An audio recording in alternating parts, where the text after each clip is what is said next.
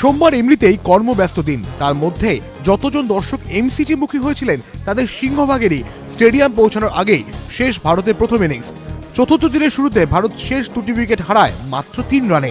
465 রানে শেষ ভারতের ইনিংস। প্রথম ইনিংসে অস্ট্রেলিয়া লিড নেয় 65 রানে। দ্বিতীয় ইনিংসের শুরুটা অস্ট্রেলিয়া মন্দ করেনি। ওয়ার্নার রজার্স জুটি চাপ বাড়াচ্ছিল সামি ইশান্তের উপর। অশ্বিন ওয়ার্নারকে ফেরাতেই পাল্টা চাপ বাড়ানোর রাস্তার খোঁজ পেয়ে যায় ভারতীয় বোলিং লাইন আপ। একসময় 176 রানে 5 উইকেট হারিয়ে চাপে পড়ে যায় অস্ট্রেলিয়া। তখন সামি ইশান্ত উমেশরা ক্রমশ ভয়ঙ্কর হয়ে উঠছেন।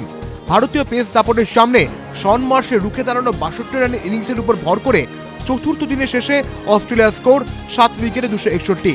ক্রিস রজার্স করেন 69 রান। চতুর্থ দিনের শেষে অস্ট্রেলিয়া এগিয়ে 326 রানে। সিরিজের সমতা ফেরাতে হলে মেলবোর্ন টেস্ট জিততেই হবে ভারতকে। আর তাই জয়ের জন্য মরিয়া ভারতের ব্যাটিং লাইন আপের কাছে পঞ্চম দিন হচ্ছে সবচেয়ে বড় পরীক্ষার। মত ক্রিকেট বিশেষজ্ঞদের। এবিপি আনন্দ।